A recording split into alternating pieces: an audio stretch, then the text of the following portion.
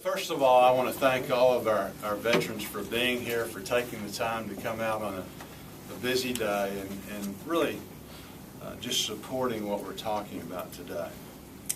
Now, I think it's important that I'm not here to any way attack anybody as far as their support for our veterans. I think we can be so very, very proud. The Arkansas delegation, I would rank among the very top in Congress of being supportive of veterans, being supportive of our troops in the field. They've done a tremendous job. We've all done it in our own ways. I have the opportunity to serve with Vic Snyder on the Veterans Affairs Committee. Nobody's worked any harder for veterans than Vic Snyder.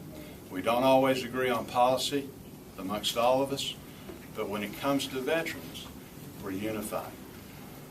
Marion Barry, anytime I've ever heard Marion address a crowd, he always asks that people take and pause and acknowledge the fact that we have men and women serving overseas now. And the list goes on and on. I had the opportunity to go with Mike Ross. He led a trip of Arkansas congressmen to Iraq.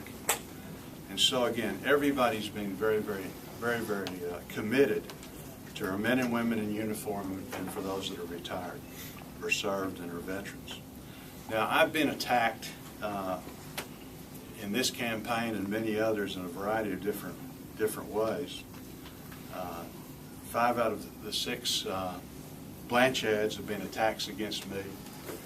In a public debate, I was called a friend of rapist. I've been accused of wanting to take away every social program that my mother and her friends need to survive on, Social Security, Medicare. I've been attacked for just a variety of different things. But I've never, since I've been in Congress, in the 9 years I've served, I've never called a public press conference like this to debunk things. Certainly we've debunked it in the media, we've debunked it through advertising and things like that, but never having a press conference like this. And so today I really do draw the line. My dad did 20 years in the Air Force. My grandfather served in World War I and World War II. My other grandfather served in World War I. In fact, as a result of being in a situation right at the end of the war, he was gassed, and then a few years later died as complications as a result of that. So I didn't serve in the military. I grew up in a military family.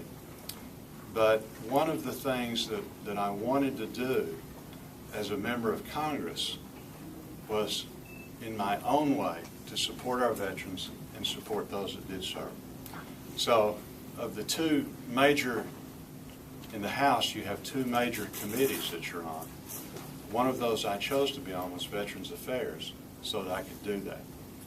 The idea that Senator Lincoln now is saying that I didn't support the troops by not voting for body armor is ridiculous.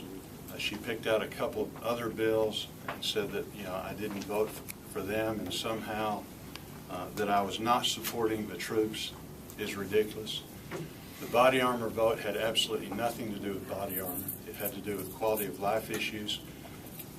Mr. Oberstar, the one that proposed the amendment, and incidentally the amendment was defeated, proposed the amendment. He was trying to divert money from reconstruction in Iraq to quality of life issues, things like drinking water and this and that for the troops, phone cards, those kind of things. The reality was I had been in Iraq, and the commanders there were telling me that they desperately needed money for reconstruction because they were in the situation that they were trying to keep the peace in a very difficult situation, and the basic infrastructure for these people weren't there. And so you can imagine if you're an Iraqi and there is no infrastructure, you can't support your family, you don't have drinking water because everything's being torn up in the fight, you don't have a road to get to work and things like that. They wanted the ability to start putting some of that basic infrastructure back in a selfish way to protect them because it made things much safer. And so that's what that was all about. I conferred with the commanders, the people that were trying to make the decisions over there. And so as a result of that, they very much wanted that money to stay where it was at. And so I voted with the commanders versus trying to micromanage things in Washington. And I think that we have a lot of Vietnam vets here. I think the one thing that we learned as a result of Vietnam is that the wars need to be fought, the decisions need to be made by commanders and not politicians trying to micromanage things in Congress. Now, the other two votes, I voted against one of them because Don't Ask, Don't Tell was in there. This administration, like no other administration, is trying to mix social issues into the funding for our troops. And so I feel very strongly that the current policy is a good one. And again, for that reason, I opposed it. The other bill that was cited had to do with troop funding, but in that they mixed, they took $5 billion from our troops and put it into funding for the IMF.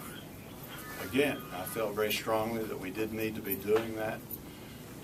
Not only putting the IMF funding in there and trying to mix it all together, but I'm very much opposed to the IMF funding anyway. So again,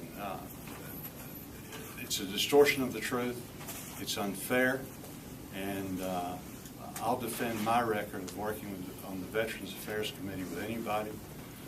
I've been very, very active in that regard. We've had a number of different bills that have been brought forward that have been passed. One that I'm very proud of is a bill to help with adaptive housing. We had a situation where those that were critically injured coming back, this allowed them to have the ability to stay, easier to stay in their homes, things like that. Another bill that created an eye center of excellence. I think the second leading cause of injury in Iraq, Afghanistan, are eye injuries, having lots of problems with misdiagnosing those, a lot of traumatic brain injury that were connected with eye injuries and inability to read and things like that. We were able to pass a bill to establish an eye center of excellence. So again, I'm very, very proud of my record, in regard to veterans, those serving in the field, and my commitment is to continue to do that. As a senator, I will very much seek to be active in veterans affairs, military affairs, and will continue on the tradition that I've had in the House, which I'm very, very proud of.